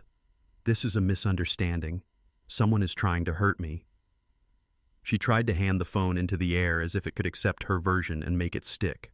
Evan was reading the line that said emergency motion, and he exhaled through his nose like a man who used to believe in his own luck and had found the limit. I stood without moving. It is harder than it sounds. Men want to fix. They want to grab a fire extinguisher even when the fire is a math problem. I let the moment do what it had traveled all this way to do. I listened to the house realize that rooms cannot protect you when paper has found your name. Evan tried to assemble a sentence with the word misunderstanding in it, and then let it die halfway. He said my name without my name. He said Dad and asked me if this was necessary. He asked me if there was a better way. He forgot that he had dismissed a better way when he told me to stop bringing air and light to rooms that preferred both to be optional. He spread the papers on the dining table. The turkey, now neglected, looked like an exhibit. "You did this. Linda stared at me the way people stare at the weather when they need a villain, and the sky refuses to audition. You are trying to destroy your own family. No. I corrected gently because accuracy is a duty. I am trying to stop a practice that has been destroying other people's families.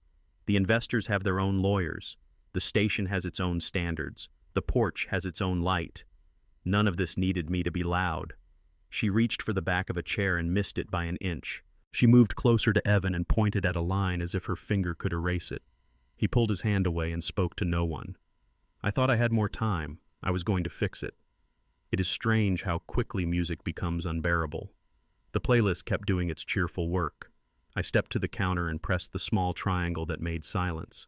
The quiet that replaced it had a weight I could feel in my chest. Linda's phone lit again in her hand. The station had posted the segment online. Comments arrived with the speed of people who believe they are being brave from couches. I checked the time because old habits do not ask permission. The watch said 8:15. The second hand was untroubled. I closed the lid and let the case rest cool against my palm. I thought of the years I had worried about what a minute might mean to people who only looked at the hour. I thought of the line of dominoes that had been placed by their own hands. I thought about balance finding itself without being summoned. Evan began to talk in the way men talk when they are throwing sand at an engine that is already seized. He told me there was context. He told me that the next round existed if other people understood his vision. He told me that perception kills more companies than product. I did not answer. Some speeches do not deserve a panel. Linda tried a different road. She spoke of grandchildren and legacy and the importance of unity during hard months. I did not answer. Some roads were built over swamps. The knock that came after belonged to a neighbor's curiosity and died when curiosity met civility. Someone had seen the process server and had come over to lay a lemon square on a plate and hear the story firsthand. Evan did not answer the door. The lemon square went home.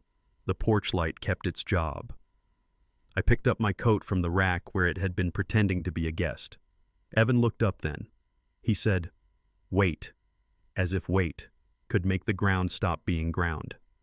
I told him he would be fine in the long run if he learned to tell the truth earlier in the sentence. He told me that it was not helpful. I told him that helpful and pleasant rarely share a roof. Linda tried again. "You cannot leave. We need to talk. We need to fix this together." Together is a word that needs history, I said. "We used ours up a long time ago. I am going to step outside now." She said this cannot be happening a second time, a smaller version that had lost the clothing of confidence.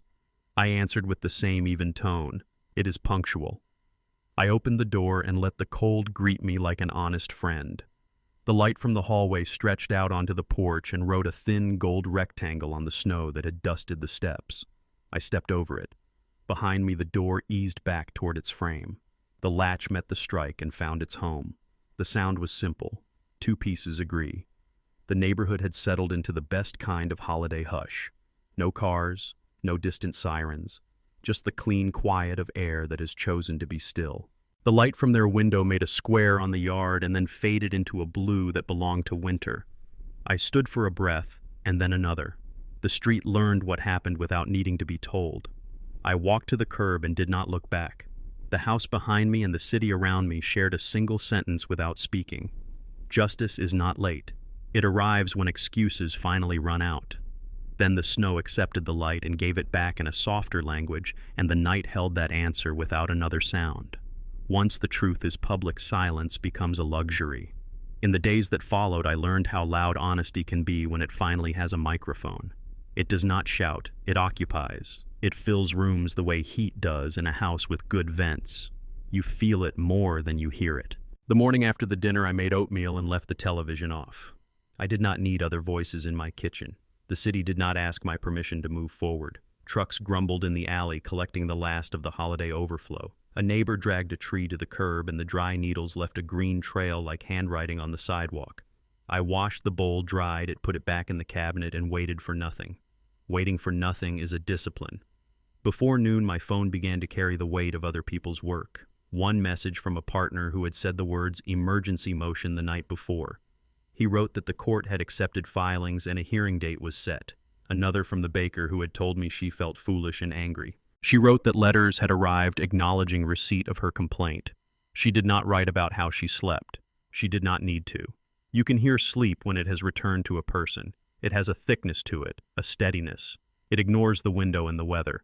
A reporter called and asked to place me on background and use me only to confirm what documents could already carry. I agreed. She asked if I would go on camera. I declined. Another voice rang in later, bright and practiced. "Mr. Cole, any comment?" "None that would help them," I said. The line stayed open a beat, as if the caller hoped I would fill the space with something more interesting. I did not. We ended gently. If you walked down my block that week, you would not have guessed a storm of words was passing overhead. The men who plow the side streets did their work with the same slow competence as always. Lights came on at dusk behind curtains that had seen better stories and worse truths. At the mailbox, I met the carrier with her wool cap tugged low.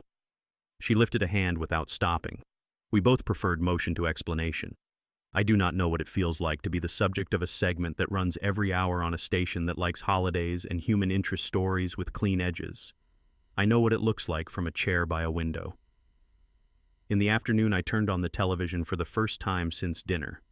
The story had found its stride. Anchors used the word questions when they meant answers nobody wanted to read aloud. Graphics showed timelines and arrows because pictures reassure people that something can be understood in 2 dimensions. Donors were mentioned as if they were members of a family nobody had cared about until now. The prosecutor's office spoke with the patience of a place that refuses to be rushed by a camera. The station cut away to video of a porch I recognized.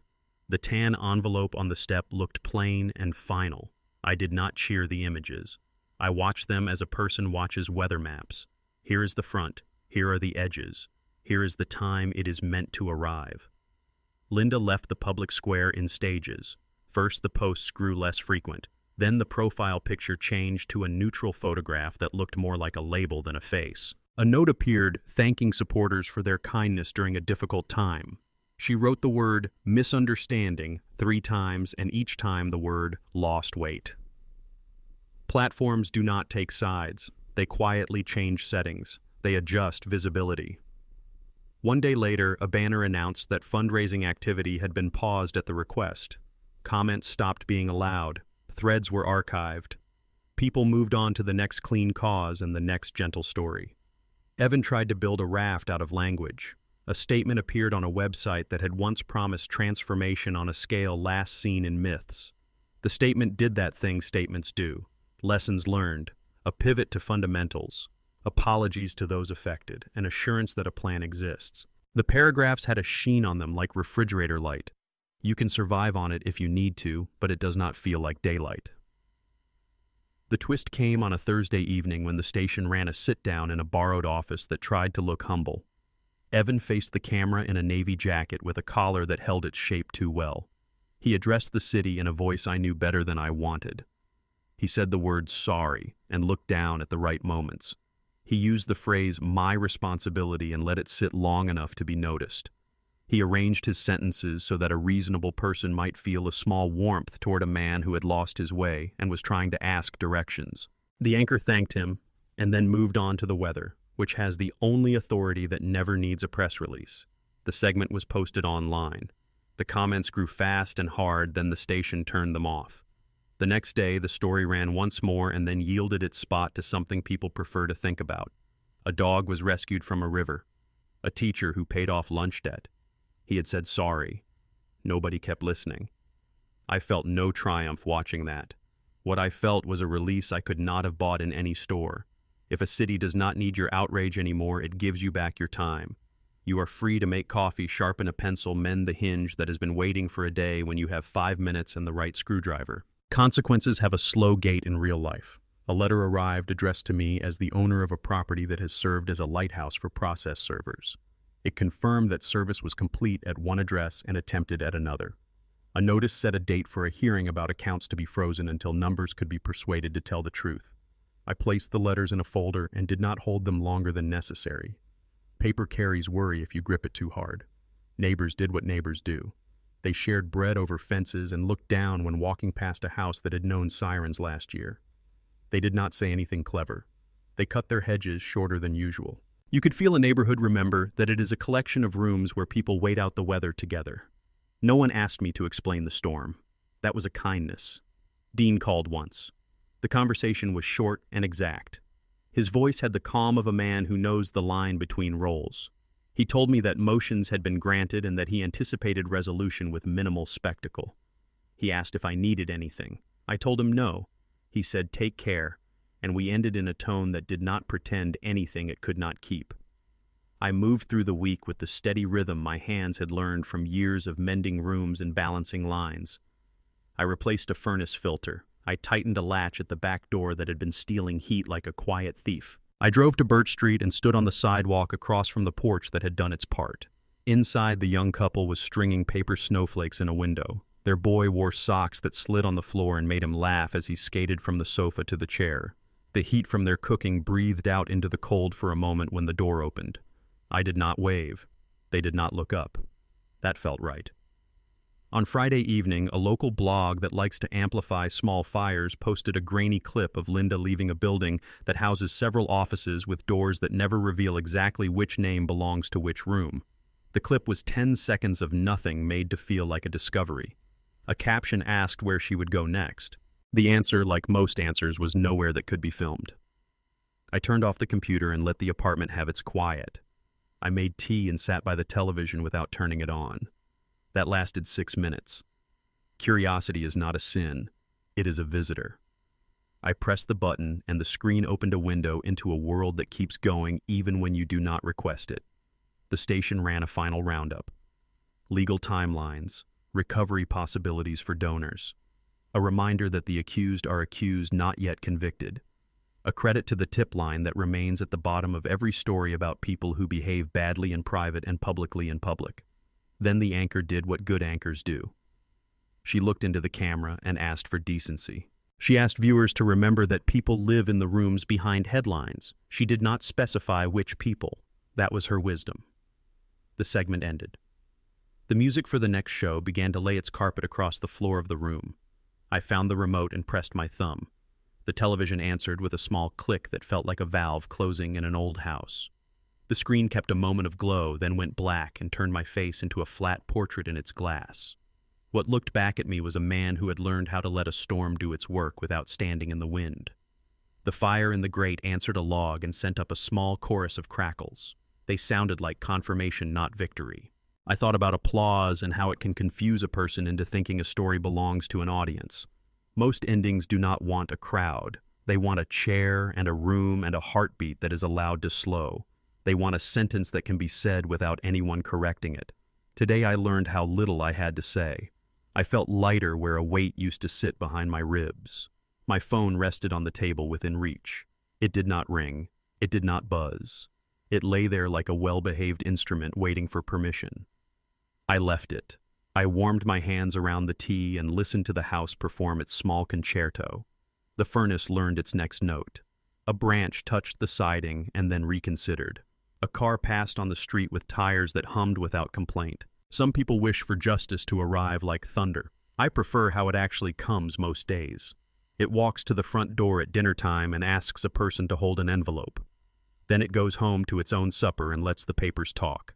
After that, the city adjusts. The cameras go away. The bakery's bread keeps rising. The boy across Birch Street grows another half-inch and stops falling when he slides across the floor. And a man sits by a fireplace, turns off a television, and is permitted to rest. I sat there until the tea forgot its heat, and only the cup stayed warm under my hands. Then I set it on the table and watched my reflection in the black square soften until it was only a shape and not a face. I did not feel proud. I felt finished. Not the kind that comes with a ribbon. The kind that gives a room back to itself. The fire crackled once, then settled. The house accepted that sound and held it for me, and I accepted it back, and that was enough. At sunrise, my coffee did not taste like revenge. It tasted like freedom. The first light slid down the side of the house and lay a pale ribbon across the kitchen floor. Outside, the crust on last night's snow loosened its grip and began to surrender in quiet places, the eaves, the porch rail, the hollows where footprints had cooled the yard.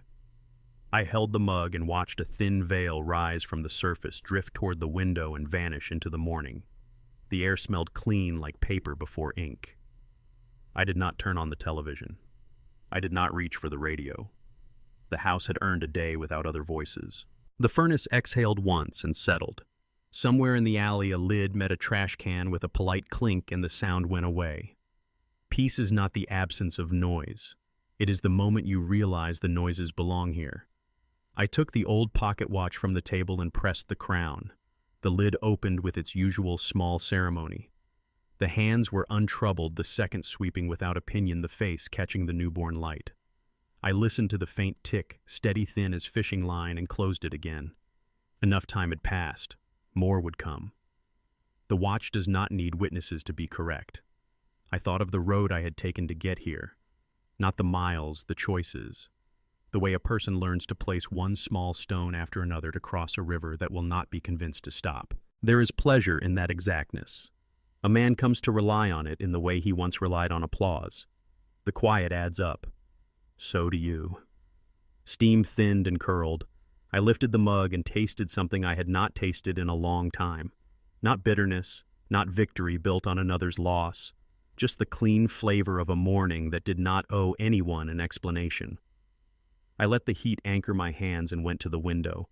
The neighbor's driveway was a map of old tracks, glossy where tires had pressed last night, matte where powder had reclaimed the ground. A bird hopped from the hedge to the mailbox and tried out a small note to see if the day would hold it.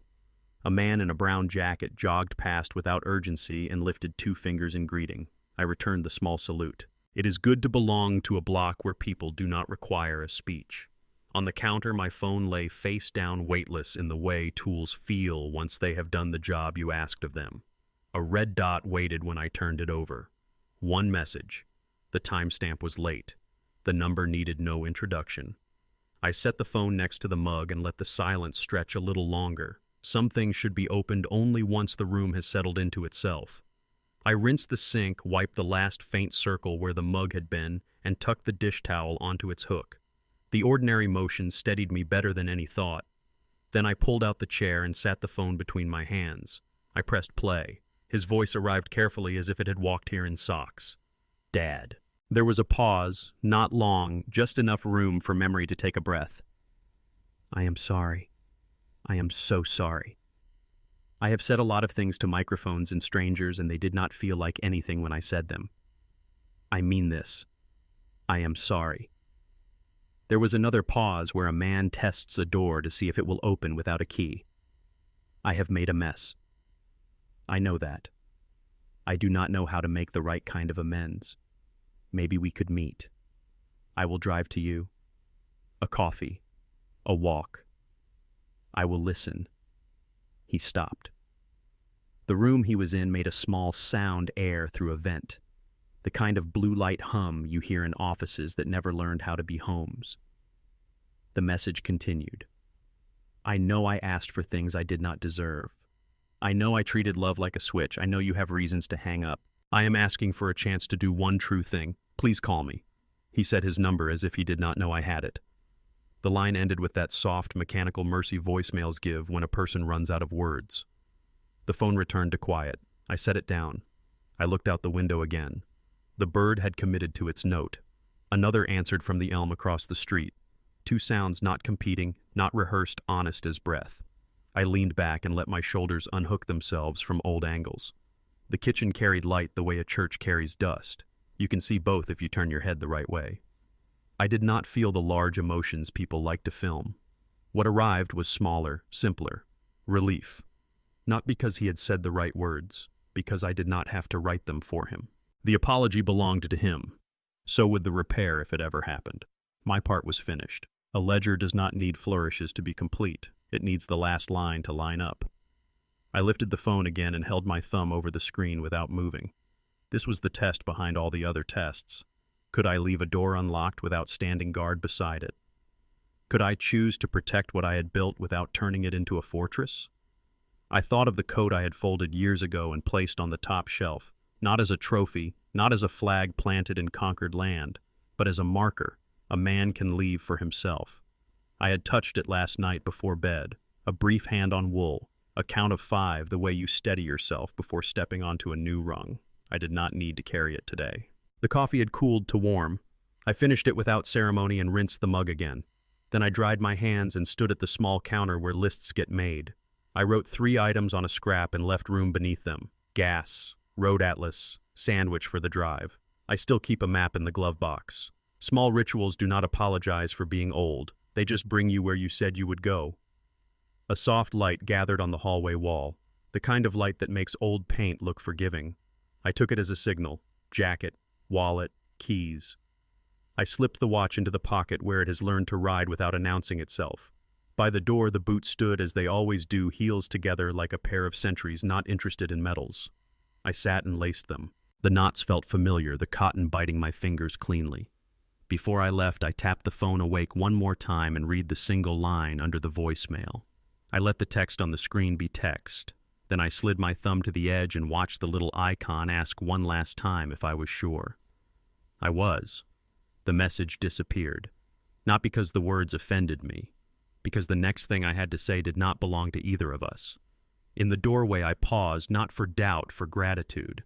The city knew how to hold a morning like this and not spill it. I stepped outside. The cold met me without agenda. On the street a woman waved from a stoop as she shook a rug and dust turned to glitter in the angle of the sun. The car waited with that patient look older machines have when you take care of them. I opened the door and sat. The seat remembered me. The engine turned and caught a clean, modest sound. No drama. Just a decision honored. A thin white cloud lifted from the tailpipe and drifted backward, became no one's problem, and vanished. I did not rush the heater. I let the cabin warm at an honest pace. The glass cleared from the edges inward as if the day were opening a curtain with both hands. I pulled away from the curb and the tires whispered over damp asphalt. The block unspooled itself without complaint. Houses I knew by heart offered their facades like pages you have read a dozen times and still enjoy for the way the sentences sit. A corner store put out a crate of apples that had decided to be red no matter what month the calendar insisted upon. A bus sighed and took on 3 passengers made of coats and sleep. We moved together for a stretch and then we did not. That is how it should be. At the first light, I rolled to a stop and looked at the sky in the rearview mirror. The sun had risen just high enough to find the roofs and make them honest. A pair of starlings lifted from the telephone wire and rearranged themselves on the next one. I spoke to no one and to myself. Some debts are better left unpaid. The light changed. I turned onto the long road that leads out without argument. The city did not pull at me. It nodded the way men do when they accept your choice. On the bridge, the river wore a skin of new ice that would not last till noon. Patches of open water flashed the color of coins strewn across a dark table. Downstream, a strip of cattails shook their rattles once and then fell still. I did not plot a grand destination. I had not promised anyone a monument. A small town 2 hours south had a library with a volunteer sign-up sheet and a bulletin board full of notices that began with, "We need." I can teach a person how to make a budget that respects their actual life and not their best intentions. I can show someone how to tell desire from debt when a salesman has closed the blinds. It is not heroic. It is enough. The road lifted slightly and fell into its familiar rhythm. The hum became companionship. A hawk rode a column of cold air with a competence that made speech unnecessary. My hands rested at 10 and 2, not rigid alive to the small adjustments that keep motion clean. If anyone had seen me, then they would have seen an older man in a quiet car on a clear morning, looking not at all like a person who had survived anything except yesterday. That too felt correct. In the passenger seat, the folded map waited. I did not open it. I knew the first hour by heart. The second could be decided later.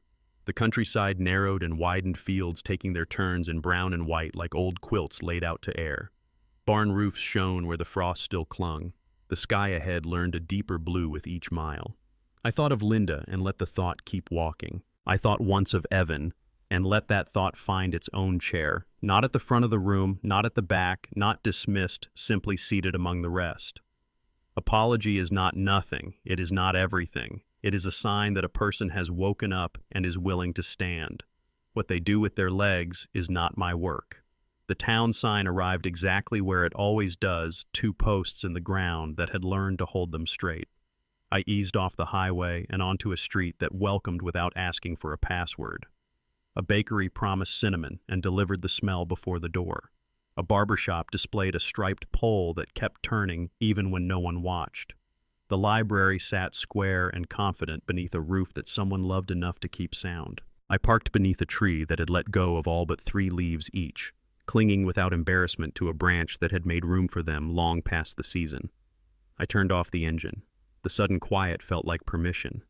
In that pause, there was a faint chorus from far above, birds testing the air with first songs. The sound moved through the branches and down to the hood of the car, and from there into the bones of a man who had finally decided to go where his life made sense. I stepped out and closed the door with the care you give to a thing that has served you well. The morning accepted the small sound and folded it into the fabric of the day. I did not look back at the road I had taken. I looked toward the door with the bulletin board I had imagined. The handle was cool in my hand. Inside, a woman at a desk looked up and smiled the kind of smile people smile when they are used to seeing strangers become neighbors. "Good morning," she said. I agreed with her. It was. Somewhere behind me, back in a city that had taken its lesson without needing to thank me, a phone would ring and ring until it learned a better use for itself. Ahead of me on a table beneath a window, a stack of forms waited in a neat pile with pens that still had ink. I walked toward them. The day did not hurry me. The birds outside found a second note and then a third. The light, unafraid, now poured across the floor, and the smell of new coffee drifted in from a room I had not yet seen. Thank you for joining me on this journey. If you enjoyed this story, please like this video, subscribe to the channel, and share your thoughts in the comments. To listen to the next story, click on the playlist now showing on screen.